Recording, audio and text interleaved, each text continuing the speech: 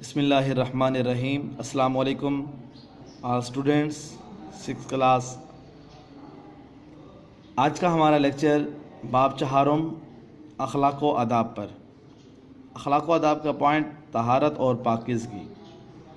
سب سے بیٹا ہم نے یہ دیکھنا ہے کہ طہارت اور پاکیزگی کا مفہوم کیا ہے۔ طہارت اور پاکیزگی کا مفہوم بیٹا تھوڑا سا غور سے سنیے گا اور سمجھیے گا۔ پاکیزگی کو عربی زبان میں طہارت کہتے ہیں۔ پاکیزگی کو عربی زبان میں طہارت کہتے ہیں۔ طہارت محض صفائی ہی نہیں بلکہ اس سے مراد جسم، جان، لباس اور ماحول کی پاکیزگی ہے۔ طہارت محض صفائی ہی نہیں بلکہ اس سے مراد جسم، جان، لباس اور ماحول کی پاکیزگی ہے۔ یعنی کہ ہم اپنے جسم کو بھی پاک صاف رکھیں، اپنی جان کو بھی، اپنا لباس جو ہم نے پہنا ہوتا ہے، جو بھی ہم لباس پہنیں اس کو بھی ہم پاک صاف رکھیں، اور اپنے ماحول کو بھی ہم پاک صاف رکھیں۔ یعنی کہ جس ماحول میں ہم رہ رہے ہیں ہم اسے بھی پاک صاف رکھیں۔ یہ نہ ہو کہ ہم اپنے جسم کو تو پاک صاف رکھیں اور ماحول کو پاک صاف نہ رکھیں، ماحول کو پاک صاف رکھیں اور جسم کو پاک صاف نہ رکھیں، اور اس کے ساتھ اپنی جان کو بھی ہم پاک صاف رکھیں۔ نمبر 4 پوائنٹ، ہم اپنے لباس کو بھی پاک صاف رکھیں۔ یہ 4 پوائنٹ ہیں کہ اب ہم اپنے جسم، جان، لباس اور ماحول، ان 4 چیزوں کو ہم نے کیا کرنا ہے؟ پاک صاف رکھنا ہے۔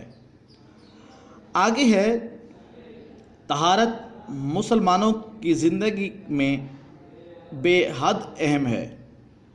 یعنی مسلمان کی زندگی میں جو سب سے اہم کام ہے وہ یہی طہارت کا ہے، کیونکہ حضور اکرم صلی اللہ علیہ وآلہ وسلم نے بھی ارشاد فرمایا الطہور نصف الایمان، الطہور نصف الایمان، کہ طہارت اور پاکیزگی یہ آدھا ایمان ہے۔ دوسری جگہ حضور اکرم صلی اللہ علیہ وسلم نے ارشاد فرمایا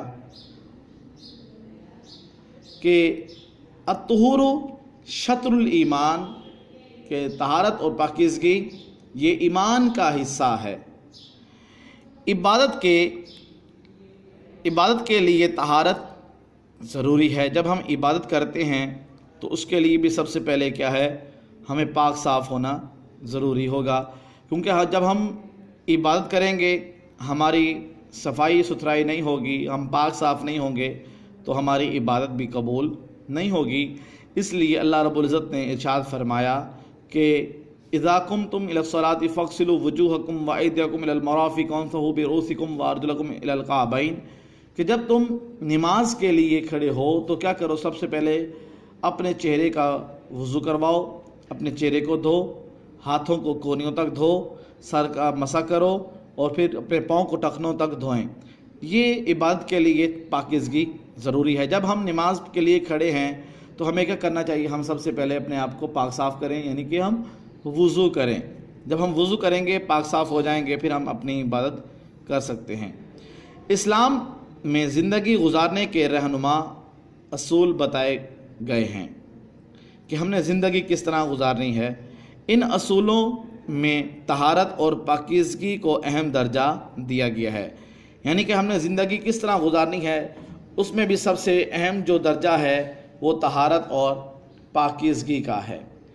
ارشاد ربانی ہے وَثِيَابَكَ فَطَهِّرْ، اور آپ صلی اللہ علیہ وسلم اپنے کپڑوں کو پاک رکھیں۔ سورۃ مدثر کی آیت نمبر 4، وَثِيَابَكَ فَطَهِّرْ، کہ آپ صلی اللہ علیہ وسلم اپنے کپڑوں کو صاف رکھیں۔ پھر اللہ رب العزت نے ارشاد فرمایا، اللہ تعالیٰ نے طہارت اور پاکیزگی کا اہتمام کرنے والوں کے بارے میں فرمایا ان اللہ یحب التوابین ویحب المتطہرین، سورۃ البقرہ آیت نمبر 222۔ اس آیت کا ترجمہ، کچھ شک نہیں کہ خدا توبہ کرنے والوں اور پاک صاف رہنے والوں کو دوست رکھتا ہے، یعنی کہ ہم پاک صاف رہیں گے تو پھر ہمارا دوست کون ہوگا؟ اللہ فرماتا ہے کوئی شک نہیں توبہ کرنے والوں اور پاک صاف رہنے والوں کو دوست رکھتا ہے، یعنی کہ ہم اپنے آپ کو پاک صاف رکھیں گے تو اللہ رب العزت ہمارے دوست ہوں گے۔ اس لیے پھر نبی کریم صلی اللہ علیہ وسلم طہارت کا بہت اہتمام فرماتے تھے، یعنی پاکیزگی کا بہت اہتمام فرماتے۔ آپ صلی اللہ علیہ وسلم نے اپنی امت کو بھی طہارت کا اہتمام کرنے کی تاکید فرمائی، یہاں تک کہ رسول اللہ صلی اللہ علیہ وسلم طہارت کو ایمان کا حصہ قرار دیا۔ رسول اللہ صلی اللہ علیہ وسلم کا ارشاد ہے الطہور شطر الایمان، طہارت پاکیزگی صفائی جو ہے وہ کس کا؟ ایمان کا حصہ ہے۔ گویا دین اسلام کی بنیاد ہی پاکیزگی اور طہارت ہے۔ یہ تھا بیٹا آج کا ہمارا لیکچر۔ اس کے آپ نے بیٹا 2 سوال کر کے آنے ہیں۔ سوال نمبر 1 ہے طہارت سے کیا مراد ہے؟ سوال نمبر 2 صفائی اور پاکیزگی کی اہمیت قرآن و حدیث کی روشنی میں کیا ہے؟ واضح کریں۔ یہ 2 سوال آپ نے لکھنے ہیں، ان کے جواب ہیں۔ پہلے سوال کا جواب، پاکیزگی کو، یہ آپ کا جو اخلاق و آداب طہارت اور پاکیزگی کا پہلا پوائنٹ ہے نا، طہارت اور پاکیزگی کا مفہوم، اس کی پہلی لائن، پاکیزگی کو عربی زبان میں طہارت کہتے ہیں۔ طہارت مع صفائی ہی نہیں بلکہ اس سے مراد جسم، جان، مال اور ماحول کو، لباس اور ماحول کی پاکیزگی ہے۔ یہ سوال نمبر 1 ہے۔ اور سوال نمبر 2 کا جواب نیکسٹ پیج نمبر 43 پر، یہ جہاں پر پہلی آیت لکھی ہوئی ہے ابھی ہم نے پڑھی، ان اللہ یحب التوابین و یحب المتطہرین، کوئی شک نہیں کہ خدا توبہ کرنے والوں اور پاک صاف رہنے والوں کو دوست رکھتا ہے۔ اس سے نیچے والا پورا پیراگراف اور یہ آیت حدیث مبارکہ الطہور شطر الایمان، صفائی پاکیزگی ایمان کا حصہ ہے۔ گویا دین اسلام کی بنیاد ہی پاکیزگی اور طہارت ہے۔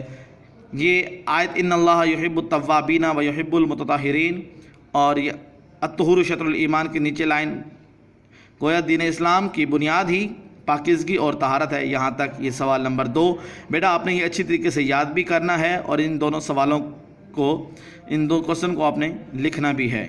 امید کرتا ہوں کہ آپ کو اچھی طریقے سے سمجھ آ گیا ہوگا۔ اگر آپ نے دوبارہ اس کو ریپیٹ سننا ہو تو آپ کے اسکول نعیم اسلام اسکول کے نام یوٹیوب چینل پر یہ لیکچر وہاں پر بھی موجود ہوگا، آپ وہاں سے بھی دوبارہ سن سکتے ہیں۔ اللہ رب العزت ہم سب کا حامی ہو، ناصر ہو۔ السلام علیکم ورحمۃ اللہ وبرکاتہ۔